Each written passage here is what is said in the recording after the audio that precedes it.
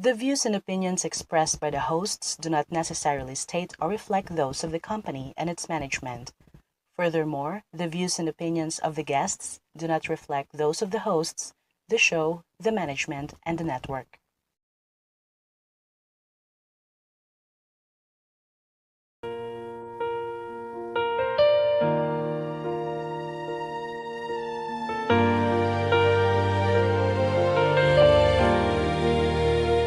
In 1991, a barren hill in a sleepy community was chosen for an impossible task. Armed with nothing but God and guts, one priest answered the call, sparking a movement that would transform lives and expand into a 5-hectare sanctuary of hope. I can only enter the place where mercy pours above, but your door is wide open. I do not have to unlock, and your mercy is always waiting. No judgment, no holding back. You take my hand and hold my heart. Your grace saves me from the start. Witness the miracles, the unbroken legacy of its rectors, and the devotion that heals the world.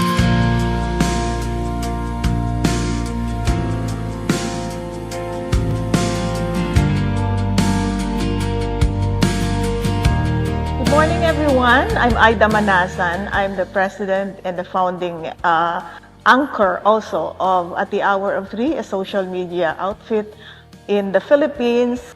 And right now we have started one step, a big step towards documenting the different shrines of the Divine Mercy in the Philippines. And of course, where will we start? But in the National Shrine of the Divine Mercy in Marilao. So at this point, I'd like to give Father Vic Robles for the continuation of the history of this beautiful shrine in Marilao, Bulacan. Father Vic. Yes, thank you very much for inviting me, being the founder of the National Shrine Divine Mercy. So as St. Augustine would say, life is something like a book, and each travel is a page. And today you are traveling at the National Shrine Divine Mercy. It was telling about how it all started. It all started one afternoon. I was waiting for a funeral. I went back at the parish office, parish rectory, and I opened the television. It was 3 o'clock. And at that time, this image, this icon, is a well-known icon being shown. So that time, no existing church yet. And the whole country is praying for the Divine Mercy. And going back, I said at that time, what do you want me to do for you? And then I was led to a place in Nabotas, first time to see a chapel of Divine Mercy. And I celebrated. And first time to hear the chaplet, the novena, and the host by the name of Atiyeng invited me for a snack. And then as we were eating, I jokingly aside, I said, if ever I become a pastor, I'll build of Divine Mercy. It was a joke. 1 year later, it all happened.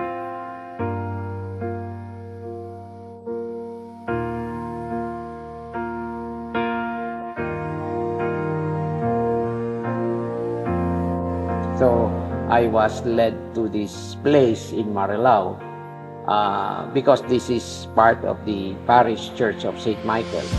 So going back, it was April 5, 1991 when they celebrated the feast of St. Vincent Ferrer.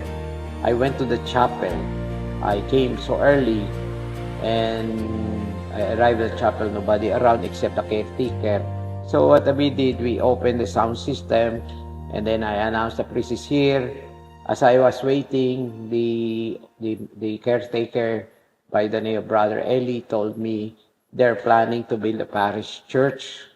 For some reason, it did not materialize. They were meeting, and yet And I said, can you give me the location plan? And then he came with the location plan. When I saw the location plan, it was a small one.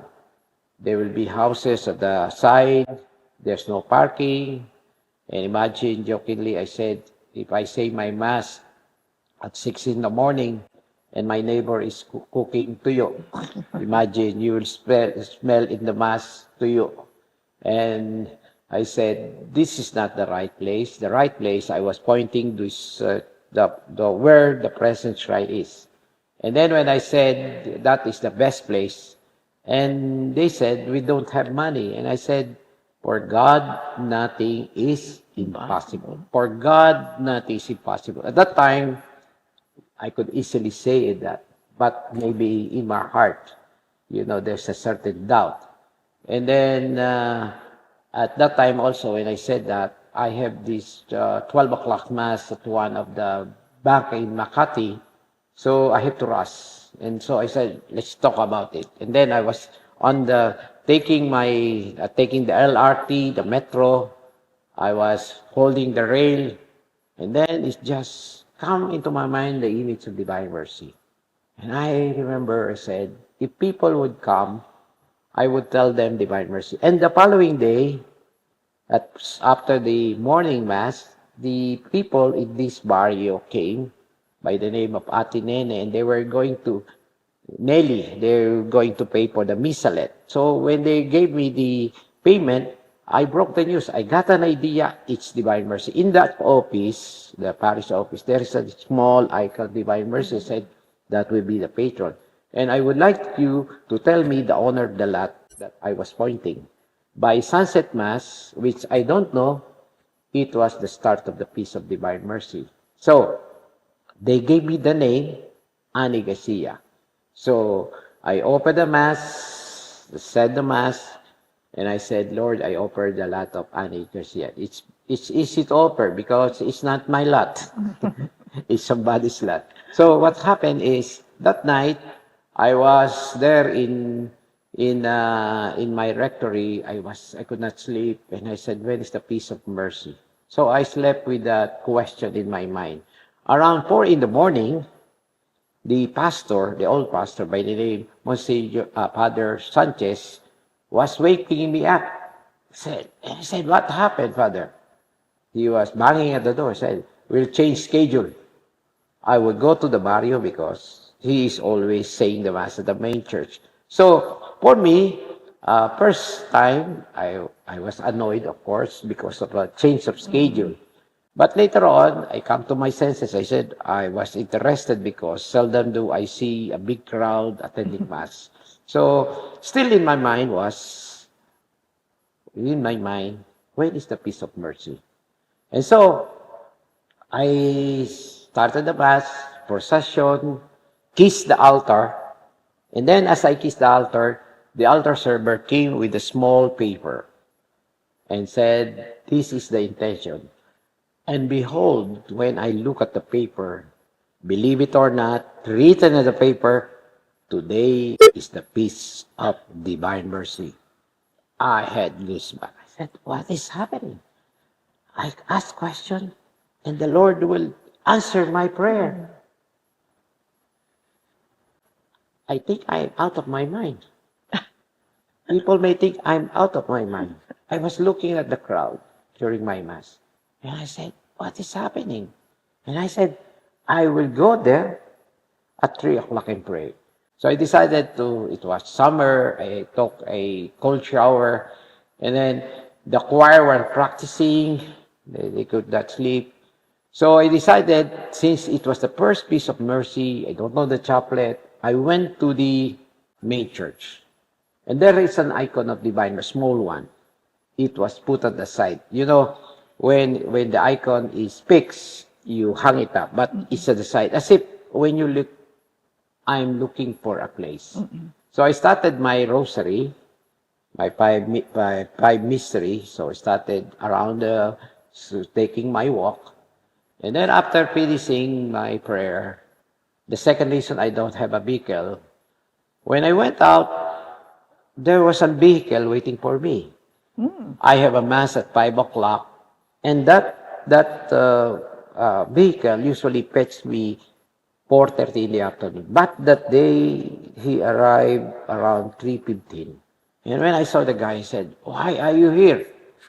And I said, "I have nothing to do, Father. Maybe you would like to go somewhere else." So, no schedule, No funeral? no funeral, and there's the vehicle. I said, "Oh." So I said, but I was hiding my intention. I said, "Let's go to that place in Santa Rosa. There is a nice halo-halo stand." So, the, and that's part of the youth. Let's eat halo-halo. So, as in English, they crush ice. Okay. So I went there, and then I was looking at the hill. I was eating the halo-halo together with the guy. And then as I was looking at the hill, it was the first piece of message. I said, "I don't know the message." And the message, the message of the piece, on that day, I would open an ocean of mercy.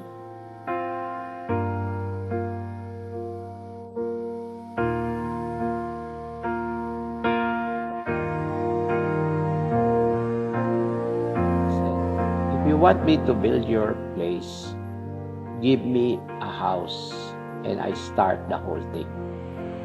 Give me a house. Then I finish my halo-halo, and then still it's not yet 4 o'clock. You could see the place. It's all trees. Then I took the jeepney. It's a jeepney. And then I was riding at front. And then reaching near the place, a catechist was cleaning, the same catechist who came to pay for the missalette was there cleaning the yard. And then she noticed me, she said to me, "Father, where are you going?" "I have a mass." It's 5. She knew that it's 5. It's still early. So I stepped down. She brought a hot, she took a soft drink out. So we were talking, then looking at their house. And then I noticed at the back of their house was a small neighborhood. And I said, she doesn't know my prayer. So I said, "By the way, who lives in that house?" And then she said, "Nobody lives there, Father." And I sat there, I said, "I think I made a wrong prayer." Maybe I said, in these days, maybe the prayer would be, "Give me a condominium." So I sat there and waited. And then January, on the 9th month, on the occasion of my birthday, it's like giving birth.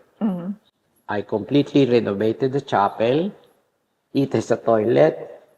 And on the 10th month, I started to live in this place. I lived there for almost 3 years. And then after 3 years, I started the work, those trucks. So when I said, "Give me a place," so I had this place. And then for some reason, it all materialized. It was November 4, 1991, then the creation of the shrine.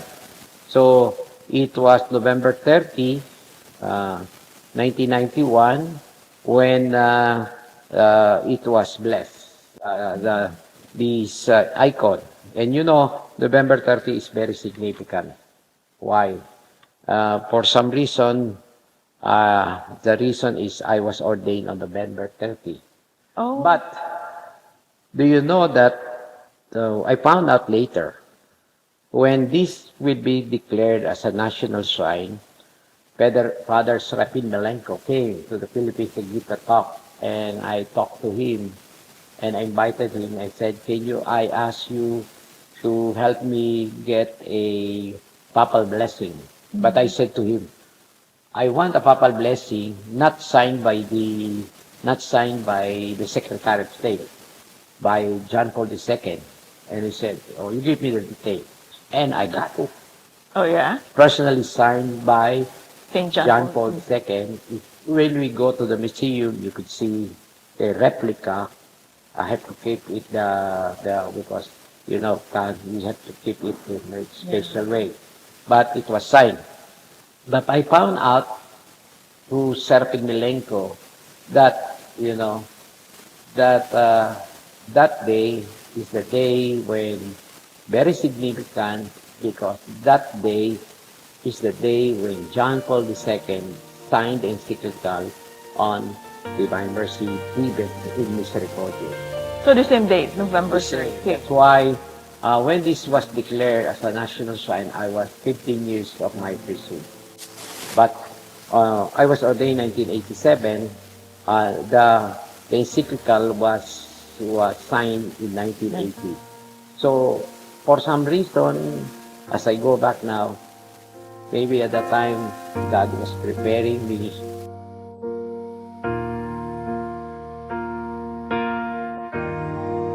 God bless. This site, formerly, so I came up, it was, I think, 2005 when I was finishing my term as rector of the shrine. So I remember one morning, the owner of this lot, I was praying, came to me and said, if you have, I'm selling you the lot, I need $500,000.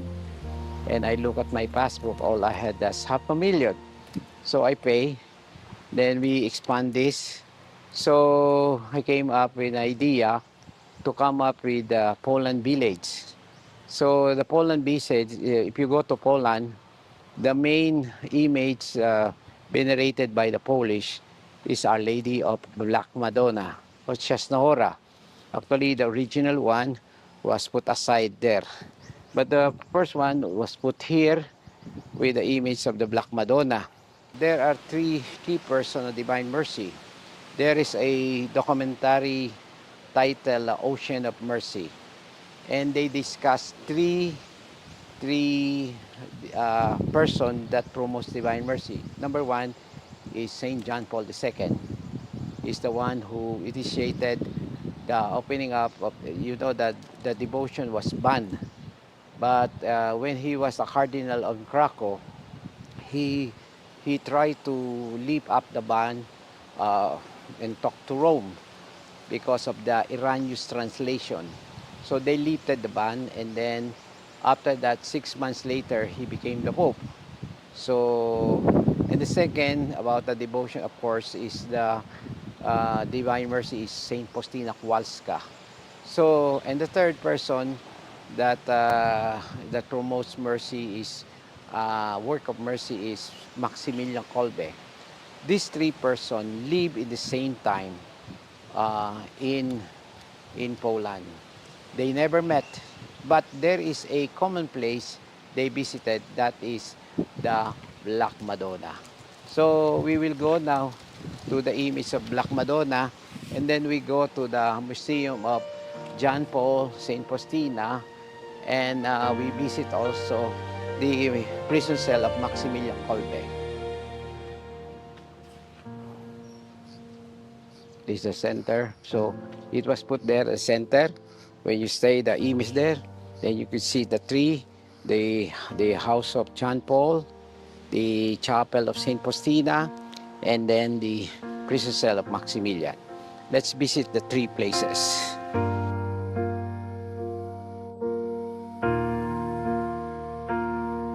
So from the main church, there's a pathway. So we go directly to the museum. As I was telling, the Ocean of Mercy speak of St. John Paul II. So these are some of my collection about John Paul II. So there are four things about this museum. The first exhibit was, I came up with this exhibit 2005 after his death. So the first intention was that before I left, I was able to purchase, and then I discovered underneath this is a something like a dug hole. So during World War II, the Japanese, whenever they do the raid, air bomb, the local people here went to this shelter it. But later on, I came up put in an exhibit. So it's something like a replica of his house. Four things about Divine Mercy. First, he was the pilgrim pope. So it's the most number visit. Uh, uh, he visited uh, 100 plus state. So imagine that he has the most visited place. He visited the Philippines way back in the Philippines. He went in 1981 for the beatification of Lawrence Ruiz, and then came for the World Youth Day.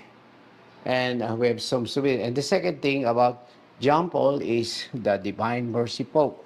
So you could see all about his work promoting devotion, divine mercy, and then he tried to forgive the assassin by his name is Mehmet Alka.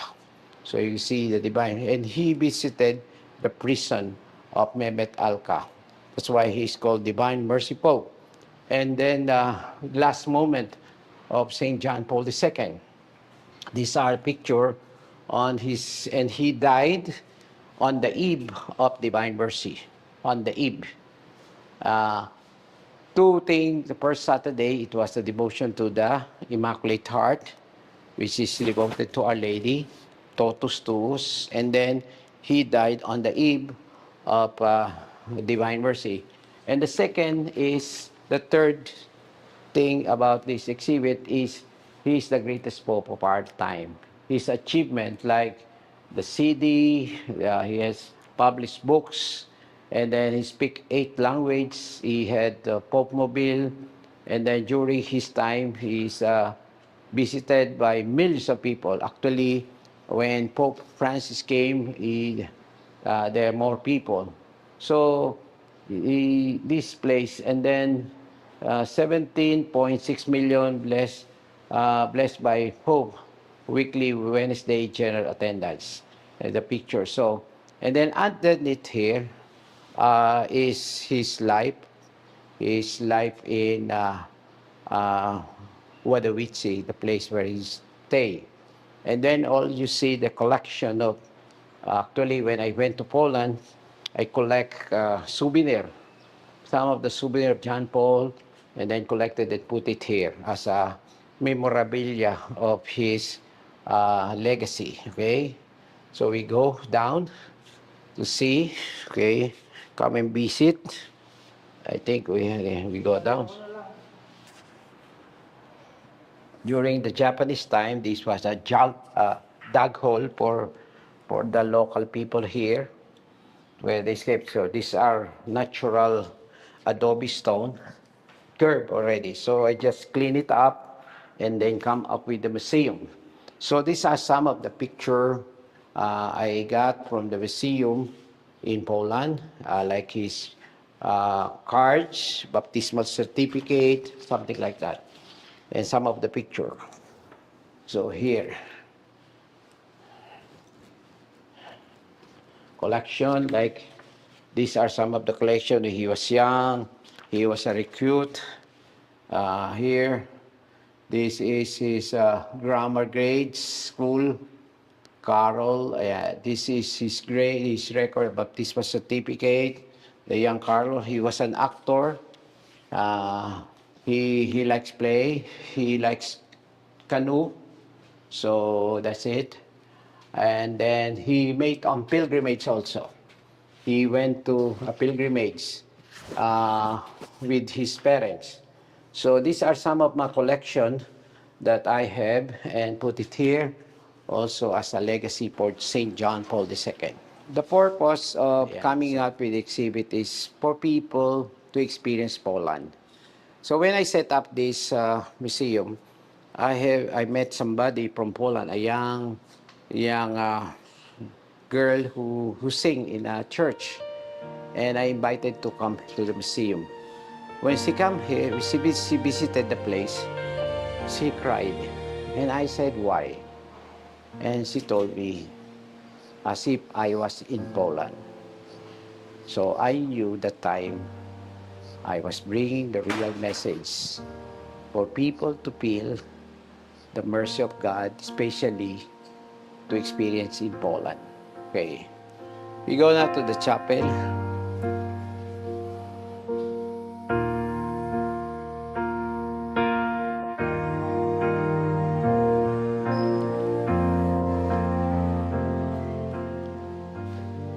Now we visit the chapel of Saint Faustina. So, in memory of Saint Faustina, we came out with a museum. So this chapel, if you go to Poland, the main chapel in Krakow, this is the first original replica of that chapel. So you observe, this is some of the photos, okay? This is the house of Saint Faustina, his parents, where she was baptized, received the first communion, and then of course the family of Saint Faustina with the relative, and then uh, this is the chapel where she was baptized. Okay, Stanislaw Church, where received instruction to our Lord to go to Warsaw. So remember, after she went on a dance, and then Jesus appeared, and she went to the church, and then and she was instructed to go to Warsaw to enter a convent. So from there, she first worked as a domestic helper. Then later on, when she had enough money to buy for her vestment, she entered the nunnery. So she was accepted. So and then in year 2005, I sent a copy to St. John Paul, a replica of this image. So it was given to the Vatican. Okay, this is the place where the first apparition happened on February 22. But now I think if we go now to this place, they have now a new church. But this is her room. So it was demolished, or maybe was maybe ruined because of the war. So later on, they built a church here. So this is the place. Now, this is where the first image in Vilnius, where the first image of Divine Mercy. This is the image of Divine Mercy. Saint Michael Soposco, who is the spiritual director, supported Saint Faustina for the painting. When Saint Faustina saw it, she was so sad because it doesn't look actually. And then the message of Jesus is not the painting, but the message of the image. So here in Divine Mercy is a different version you see in church, because the main purpose is during the time I was starting the shrine, the image you could see at the main altar is the image you saw on television every day.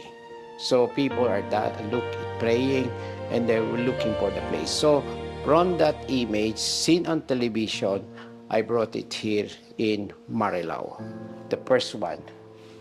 Okay, so John Paul visited the place, I think, and also Pope Benedict visited, and Pope Francis visited the shrine in Krakow.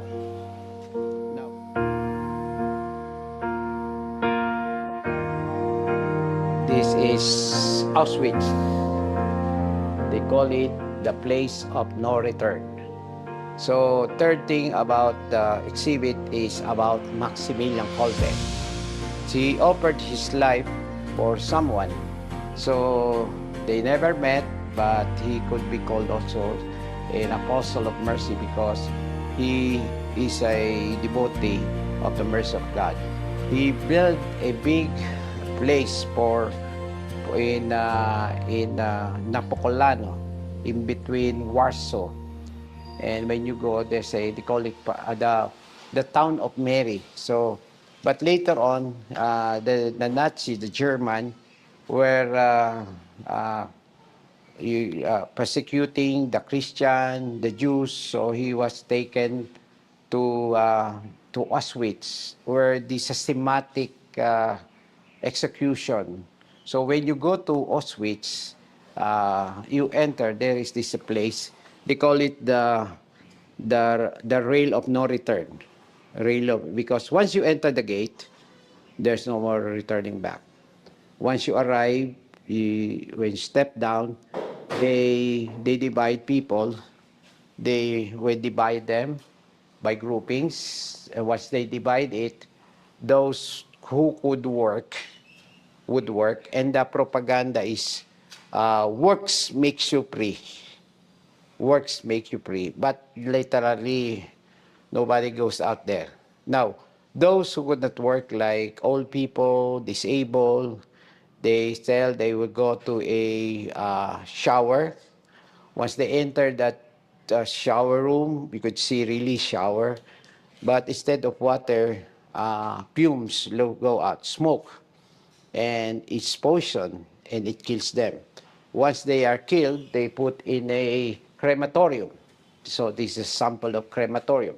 They put it here, and then they put it. That's a sample of a crematorium. Now, what makes him the saint that offer? He's a martyr of compassion. In that prison, it's like a big town. It's a big town. Not just an ordinary prison. Imagine a big town. All people are where from the different places. So all Jews were all political prisoner are put into, they call it ghetto. Ghetto is a, like for sample here, they put it in UST, the whole UST. Like UST was a prison camp. So from there, they put in a train going to Auschwitz from different part, and then they will execute them. Literally, he killed millions. How many millions? 6 million Jews. He killed 6 million.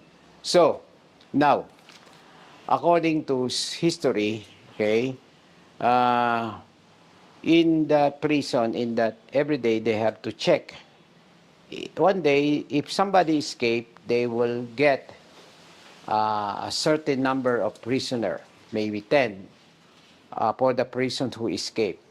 And they will put in a cell for starvation for several days. If they don't die, they will they will put an injection, lethal injection. They call, so that he was died.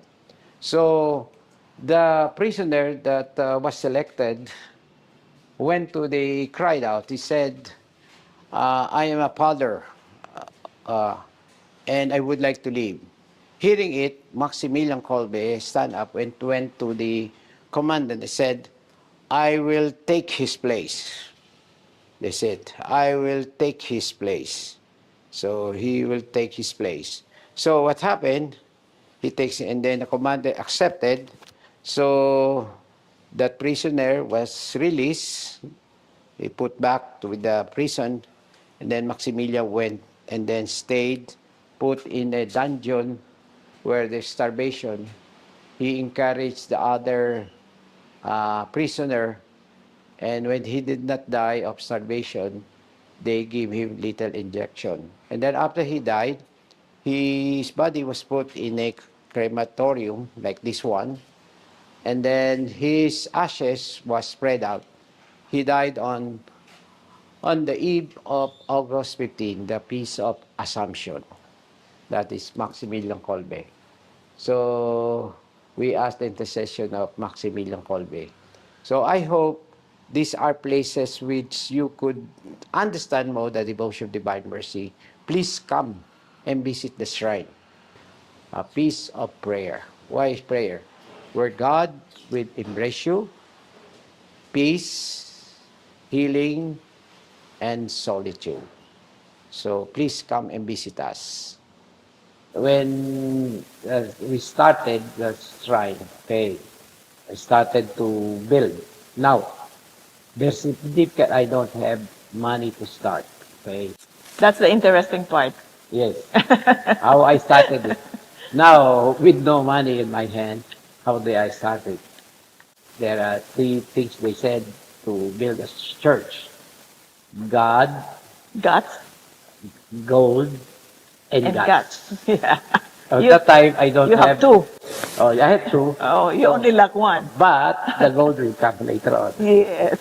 Jokingly, as they said, when you do the preaching of divine mercy, you touch, you preaching on the mercy of God, you reach the pocket.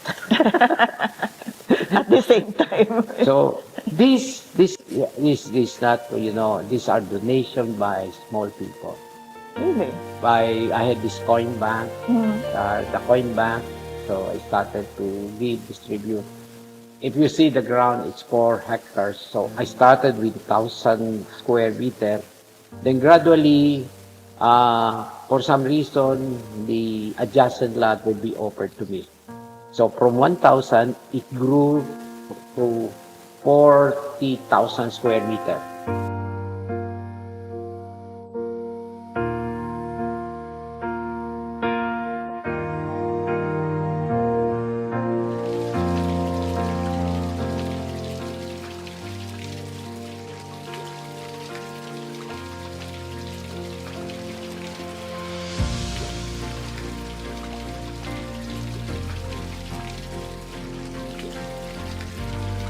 Unang-una, itong grotong ito ay nabasbasan noong 1993.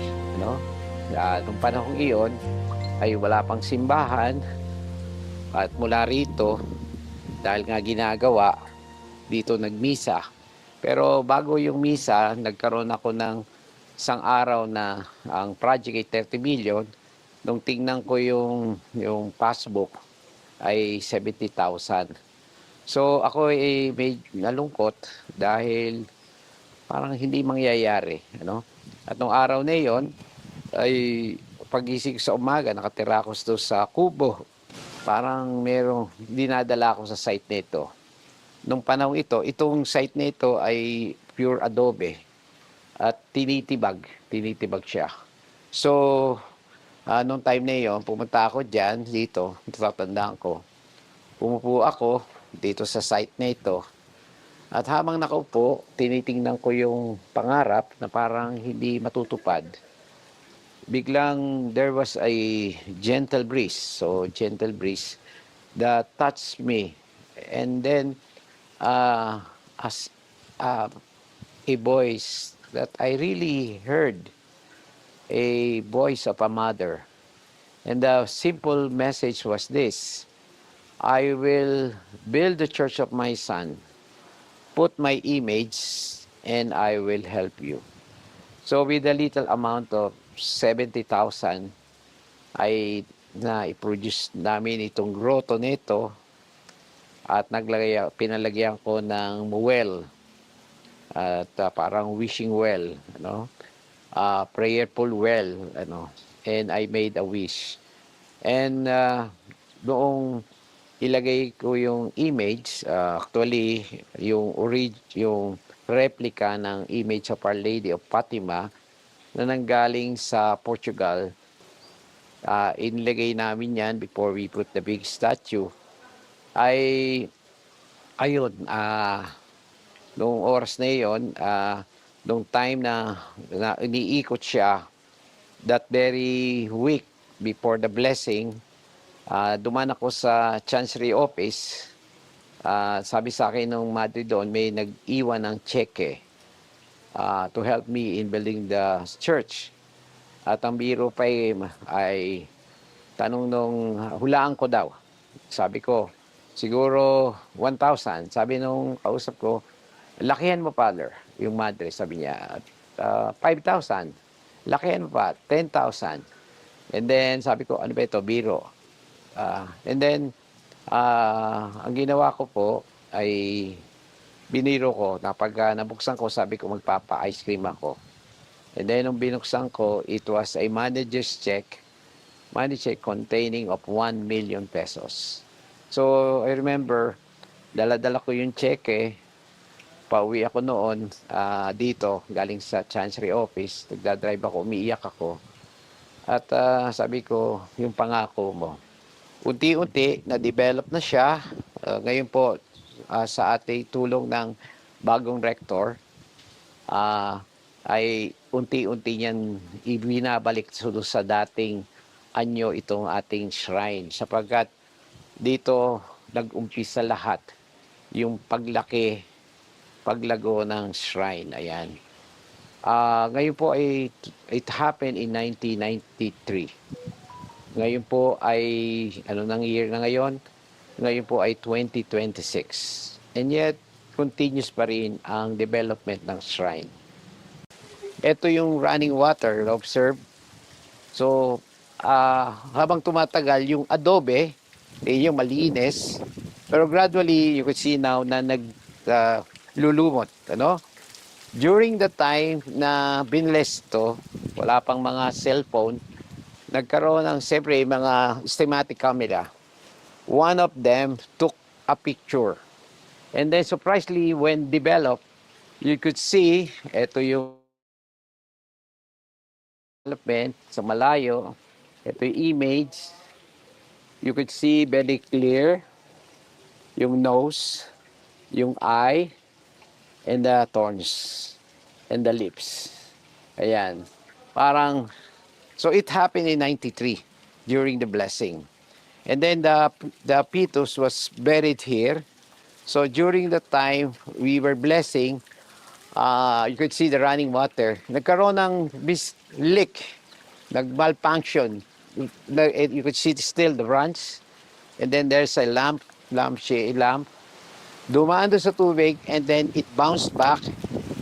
When it bounced back, it created an image. You could see, ayan. So ito yung running water, it bounced back. You could see, bumaltik, it created an image. You could see sounds, di ba, pagka isinisilang when somebody's born, hinihila upside down. Upside down. You could see, parang hindi siya buo. But what's surprisingly, when we enlarge this picture, you could see there's a dot. And how can you explain? So I remember during that time that I saw that leak. Sabi ko, there's a malfunction. But after the picture taking, nakita ko na yun pala. So it happened in 93. I think the calling for us in this message is Mary is our mother. She's the mother for, especially, she's the mother for the unborn children.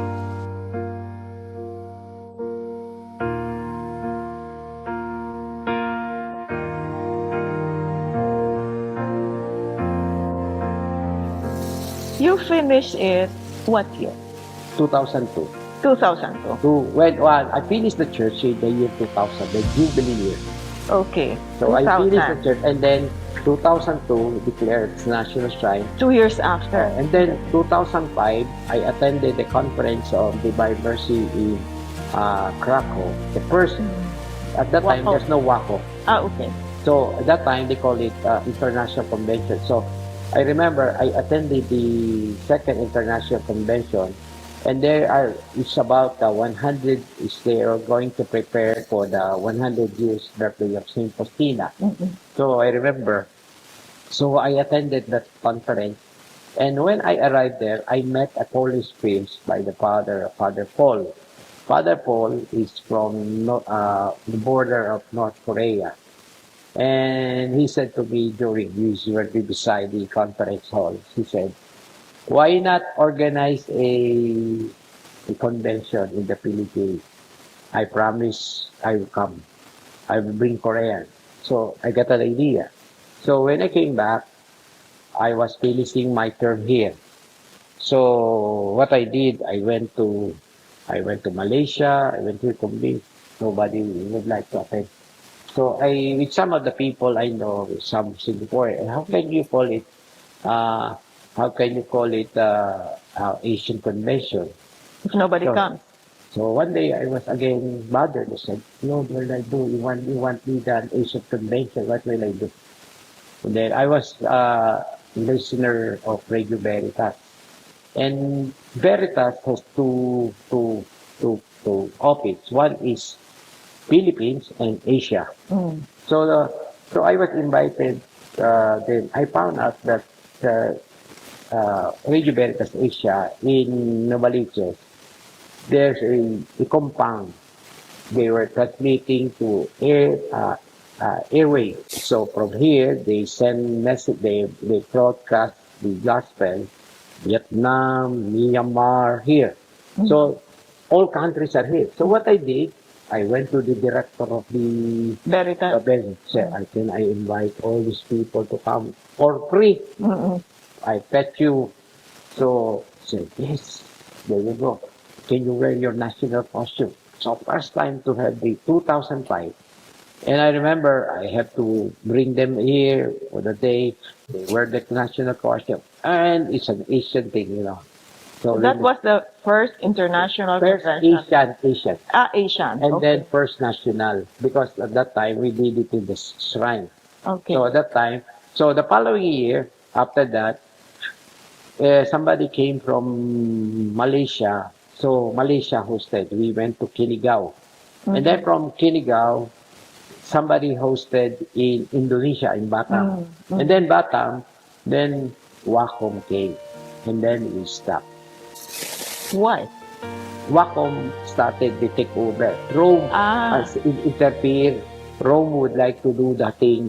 So Poland has to try. So since we are rooted in Poland, we have to. So that's Wacom. I see. So that's how it's Wacom.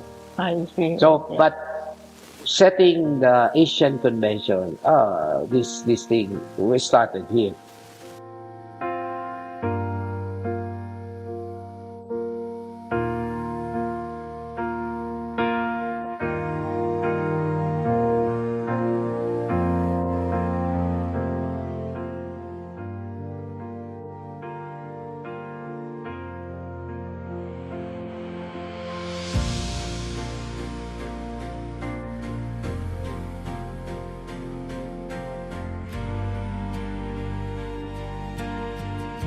So, ito pong chapel of Guadalupe, you try to observe, this is part of the natural stone.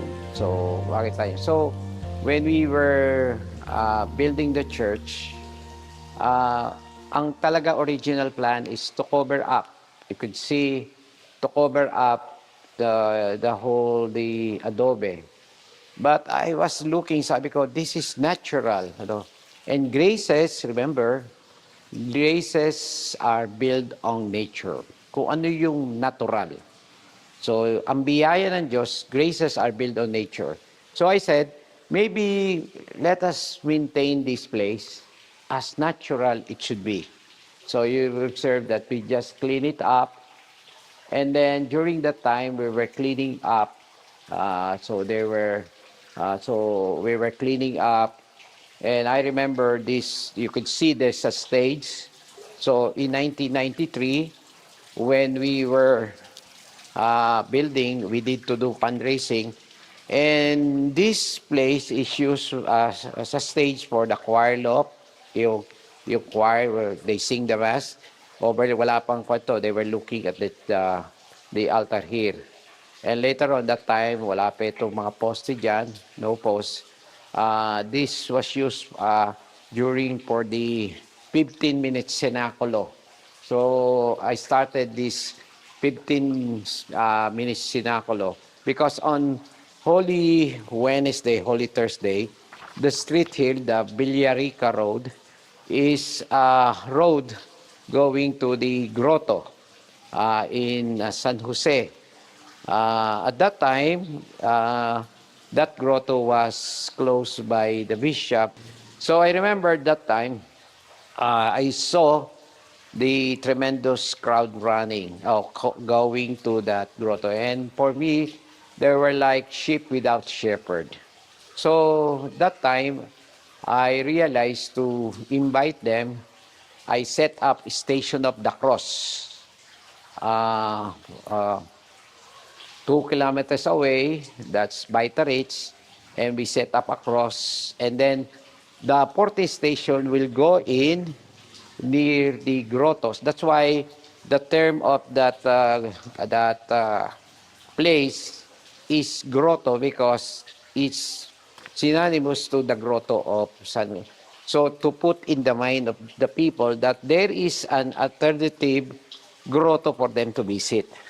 So when we have to construct the church, we have to put the posts. Then I need a temporary chapel for people to come. So I realized this would be the best place to put up a chapel. And I was wondering what would be the name, of course, in behalf of Our Lady. So I went to a place in Laguna, Paete. Because at that time I would like to build a traditional church with adobe. That's why you could see there are adobe here, uh, resemblance to the old churches. And on our way to Paete, we pass a church, and it turned out to be the Impagsanhan. When I entered the church, I saw the side an image of Divine Mercy and an image of Guadalupe. So I said that would be a nice place. I would put a Guadalupe here. On my way back to Manila, I passed by a benefactor's house in uh, in uh, in Malibay, a newly constructed place. And the owner said by uh, uh, the name of the Donicio, ayan, Nene Donicio. He said, "You would like to see our chapel." And behold, when I went to the chapel, I saw Our Lady of Guadalupe. So, so when I saw the Guadalupe, I said how I wanted. And then somebody told me that there is a priest by the name Monsignor Josepino Ramirez that donate Guadalupe. So I went to him. He was the parish priest of Binondo Church. So I remember I went to his place and visiting Monsignor Ramirez, the secretary said, "You wait." I waited for a long time, as if I was like one Diego waiting for the bishop. And then when he went out of his office, he was bringing a picture of Our Lady of Guadalupe. I said, "I was going here, this picture fell in my table. Maybe it's for you." And then he said, "What is the reason you have come?" I said, "I would like to put the Divine Guadalupe." So he brought the image. At that time, the inspiration for me is to put a glass. Actually, there were running glass. So running glass and then running water.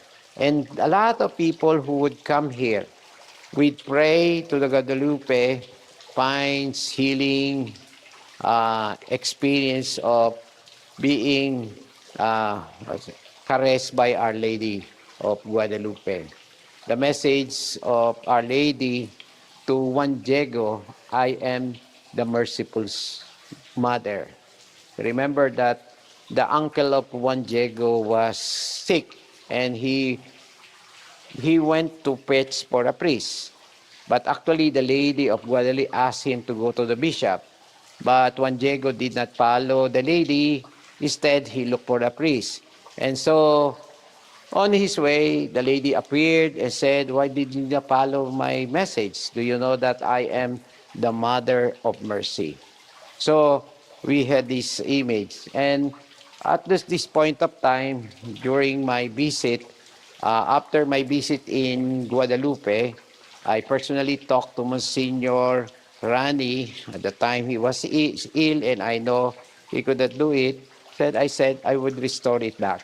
So on my visit to Guadalupe, I got a simple, I was able to reach the back of the image, but it's in a bulk. And then I got some roses and I tried to touch the bolt. So the petal that I got and touched the relic, the image of the tilma is intact in this image.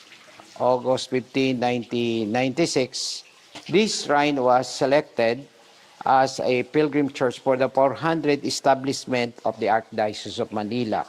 So I was expecting, I remember that time, there were 30 buses coming.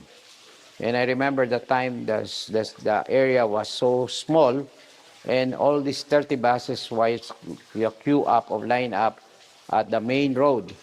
So I realized we need a bigger parking. So later on we tried to look for additional parking, which at this present time we could see the parking at the back. So one of the things that I started to initiate that time for people to visit is, as a pilgrim, is to have an exhibit of a Holy Land. So you could see in this chapel, there is an exhibit of the Holy Land. So I call it the footstep of Christ. Yeah, this is the exhibit of the Holy Land. So this was I started with simple picture, but gradually the second rector by the name of Monsignor Mar Arenas developed this. All this picture was developed by the late Monsignor Mar Arenas. Let us pray for his soul. So he followed the inspiration. So actually there's a footstep here. So as you walk, you make a discovery, because during that time, whenever I travel to do some fundraising, usually people will bring me to, like I went to Montreal where my brother stay, and he brought me to the shrine of Saint Joseph. So it's a huge shrine. So when I visit that place, there were two feelings. The first feeling was I was happy to see the place. But I felt a sense of sadness because I know poor people could not visit that place. So when I came back, I ventured on the second experience. So I tried to develop a place where people with experience, even though they don't have money, poor they may be, to experience Holy Land. And we never know. One day maybe the Lord will grant their prayer and they will go to a pilgrimage to Holy Land.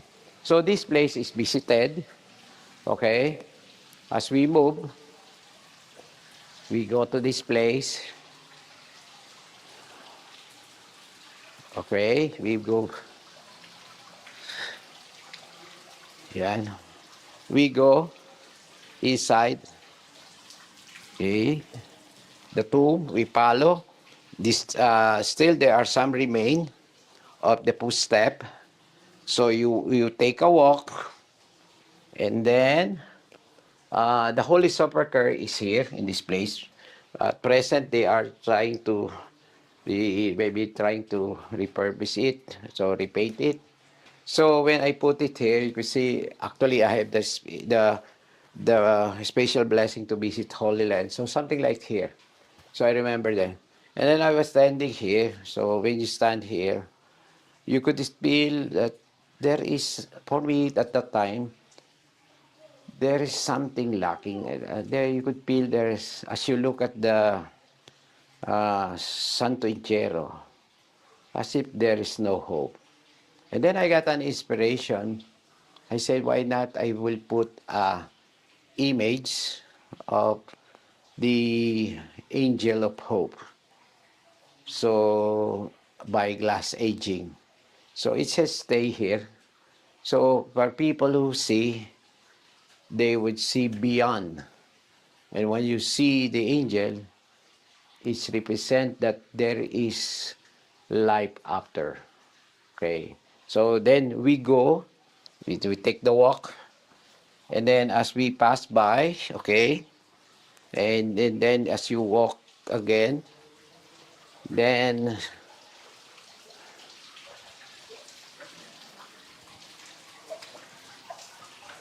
passing the, you pass by Our Lady. Then people would pass by, ask a special prayer to Our Lady, accompany Our Lady, and then we go to the tomb, the empty tomb, because Jesus is present in the blessed. So usually I put a white linen cloth. So maybe we will be putting it to remind people that Jesus could not be found in the tomb, but in the Blessed Sacrament. In my darkest day, when everything is lost, in my loneliest place, when life becomes a ghost, when I am broken into pieces, shattered like stone, when I am hurting so badly, in so much pain I drown, I can only knock at the door of the house of love. I can only enter the place where mercy pours above. But your door is wide open, I do not have to unlock, and your mercy is always waiting. No judgment, no holding back. You take my hand and hold my heart. Your grace saves me from the start.